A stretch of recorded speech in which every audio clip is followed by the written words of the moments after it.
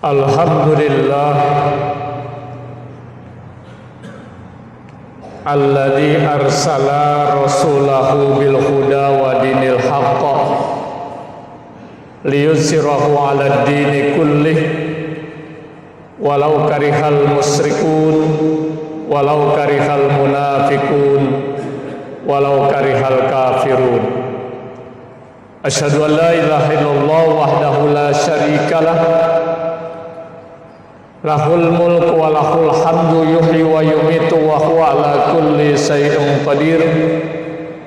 Wa asyhadu anna Muhammadan abduhu wa rasuluh. Allahumma salli wa sallim wa barik ala Muhammadin wa ala alihi wa sahbihi wa man tabi'ahum bi ihsan ila yaumiddin. Amma ba'du fa ya ibadallah, usikum wa nafsi wa iyaya bitaqwallah faqad fazal muttaqun. Qala Allah ta'ala fi kitabihil karim, a'udzu billahi minasy syaithanir rajim, bismillahirrahmanirrahim. Utlu ma uhiya ilaika minal kitab wa aqimus shalah innas sholata tanha 'anil fahsya'i wal munkar wa la dzikrillahi akbar. Wa qala Rasulullah sallallahu alaihi wasallam, awwalu ma yuhasabu bihil abdu yaumal qiyamah as-shalah, ila akhir hadis. Sadaqallahul adzim wa sadaqa rasulihi karim. Masyiral muslimin, sidang Jumat rahimani wa rahimakumullah. Puji syukur kita panjatkan kehadirat Allah Subhanahu wa taala. Salawat dan salam juga kita haturkan kepada baginda Rasulullah Muhammad sallallahu alaihi wasallam.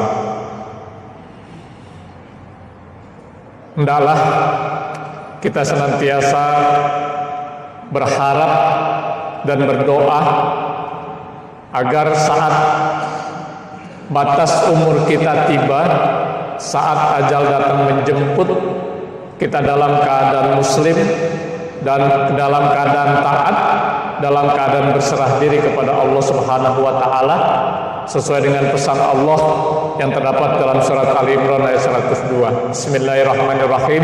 Ya ayyuhalladzina amanu taqullaha haqqa tuqatih wa la tamutunna illa wa antum muslimun. Tema khutbah Jumat kita hari ini saya sampaikan tentang pentingnya ibadah sholat dalam kehidupan kita sebagai seorang muslim. Masyarul muslimin, sidang Jumat rahimani wa rahimakumullah.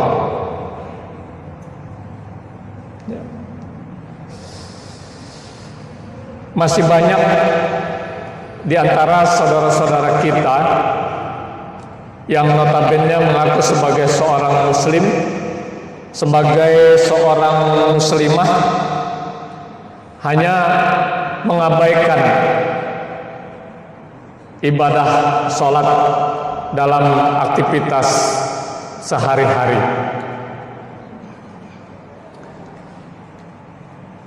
Tetapi kalau kita lihat ibadah-ibadah yang lain ternyata dikerjakan. Sebagai satu contoh misalnya, pada saat bulan Ramadan mereka melaksanakan puasa Ramadan selama 1 bulan penuh. Namun sholatnya masih banyak ditinggalkan.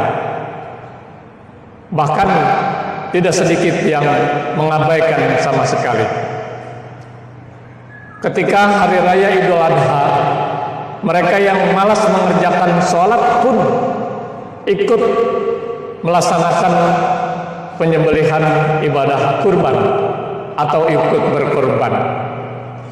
Bahkan yang diberikan kelebihan rezeki oleh Allah Subhanahu wa taala, mereka mengeluarkan zakat, infak dan sedekah, sementara ibadah sholat diabaikan atau diremehkan. Bahkan kadang-kadang timbul satu ungkapan, yang penting saya sudah melaksanakan kebaikan, Yang penting saya sudah melaksanakan membantu orang lain yang membutuhkan, walaupun harus mengabaikan ibadah sholat. Hadirin sidang Jumat rahimani wa rahimakumullah. Bagaimana sebenarnya kedudukan sholat dalam kehidupan kita sebagai seorang muslim?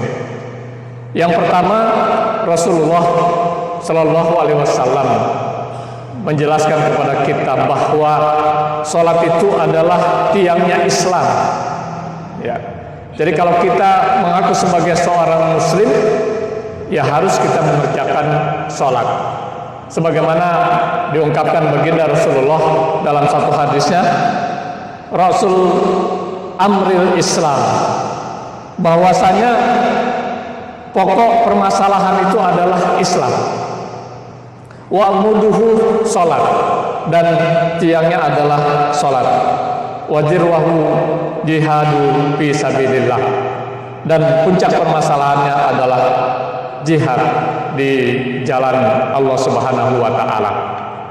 Atau bahkan dalam hadis yang insya Allah familiar di telinga kita sebagai seorang muslim, baginda Rasulullah Shallallahu Alaihi Wasallam juga menjelaskan bahwasanya as-sholatu imaduddin, bahwasanya salat adalah tiangnya agama.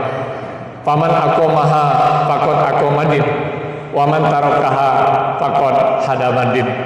Siapa yang mengerjakan salat berarti menegakkan agama, dan siapa yang meninggalkan salat berarti dia menghancurkan agama. Atau juga dalam hadis yang saya bacakan dalam muqaddimah, bahwasanya amal yang pertama kali dihisab terhadap hamba-hambaku di hari kiamat itu adalah tentang sholatnya. Kata Rasulullah, awwalu ma yuhasabu bihil abdu yaumal qiyamah as-sholah, fa in saluhat saluhasa iru amali, fa in fasadat fasadasa iru amali. Bahwasanya amal yang pertama dihisab terhadap hamba-hambaku di hari kiamat nanti adalah sholatnya. Kalau sholatnya baik, maka amal yang lain akan diperhitungkan. Dan kalau sholatnya tidak baik, maka amalan-amalan yang lain akan diabaikan oleh Allah Subhanahu wa Ta'ala. Hadirin sidang Jumat rahimani wa rahimakumullah. Saking pentingnya ibadah sholat ini, sampai-sampai anak-anak pun diperintahkan untuk melaksanakan sholat. Sebagaimana dikemukakan oleh baginda Rasulullah Sallallahu Alaihi Wasallam dalam satu hadisnya, murru auladakum bis sholat wahum abna'u sab'in sinina. Perintahkan anak-anakmu untuk mengerjakan sholat ketika dia berumur 7 tahun. Hadirin sidang Jumat rahimani wa rahimakumullah. Banyak lagi ayat-ayat Al-Quran maupun hadis-hadis Rasulullah yang menjelaskan tentang kedudukan sholat dalam Islam. Oleh karena itu, di hari yang baik yang kita kenal dengan Sayyidul Ayyam, penghulu dari hari-hari lainnya, hari Jumat, kita jadikan sebagai momentum buat kita semua untuk senantiasa bisa meningkatkan kuantitas dan kualitas ibadah sholat kita kepada Allah Subhanahu wa Ta'ala. Hadirin sidang Jumat rahimakumullah, untuk meningkatkan kuantitas daripada ibadah sholat kita, bukan berarti sholat 5 waktu kita tambah waktunya menjadi lebih dari 5 waktu, bukan. Karena itu namanya bid'ah, dan bid'ah itu adalah sesat, pasti akan ditolak oleh Allah Subhanahu wa Ta'ala. Tetapi yang dimaksud meningkatkan kuantitas daripada ibadah sholat kita adalah kita tidak merasa cukup hanya melaksanakan sholat wajib saja dalam kehidupan kita sehari-hari, tetapi kita tambah dengan sholat-sholat sunnah yang memang banyak disyariatkan oleh Allah dan Rasulnya kepada kita. Ada yang kita kerjakan sebelum dan sesudah sholat wajib yang kita kenal dengan sholat sunnah rawatib. Ada yang kita kerjakan di malam hari yang kita kenal dengan sholat tahajud. Ada yang kita kerjakan di pagi hari yang kita kenal dengan sholat duha. Dan banyak lagi sholat-sholat sunnah yang sifatnya insidental, sewaktu-waktu disesuaikan dengan situasi dan kondisi. Itu pun kita kerjakan untuk bisa meningkatkan kuantitas ibadah sholat kita. Kemudian untuk meningkatkan kualitas ibadah sholat kita, ada 4 hal yang bisa kita lakukan. Yang pertama adalah tanamkan perasaan bersalah, perasaan berdosa pada diri kita ketika kita meninggalkan sholat wajib. Kalau ada perasaan bersalah, kalau ada perasaan berdosa ketika sholat wajib kita tinggalkan, ini pertanda masih ada secercah iman dalam hati kita, dalam diri kita. Kemudian yang kedua adalah berusaha untuk tidak meninggalkan satu waktu pun sholat wajib dalam kehidupan kita, meskipun kadang-kadang pelaksanaannya masih suka terlambat. Yang penting tidak kita tinggalkan. Yang ketiga, untuk meningkatkan kualitas sholat kita adalah kita berusaha untuk melaksanakan sholat di awal waktu. Ketika baginda Rasulullah SAW ditanya oleh para sahabat, amal apakah yang paling utama ya Rasulullah? Salah satunya adalah as-sholatu ala waktiha, sholat tepat pada waktunya. Kemudian yang keempat adalah kita berusaha untuk melaksanakan sholat secara berjamaah. Lebih-lebih kita kerjakan di masjid-masjid yang terdekat dengan tempat kita tinggal atau tempat kita berada pada saat waktu sholat masuk. Inilah 4 hal yang bisa kita lakukan untuk meningkatkan kuantitas atau kualitas ibadah sholat kita, karena sholat begitu penting dalam kehidupan kita sehari-hari.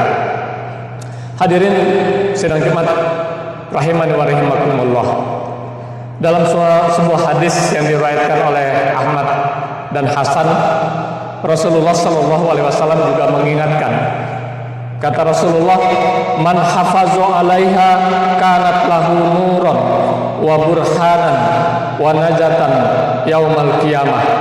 Wa man lam yuhafiz 'alaiha lam yakul lahu nuran wala burhan wala nazah wa kana yaumul qiyamah ma'a Qarun wa Fir'aun wa Hamam wa Ubay bin Khalaf.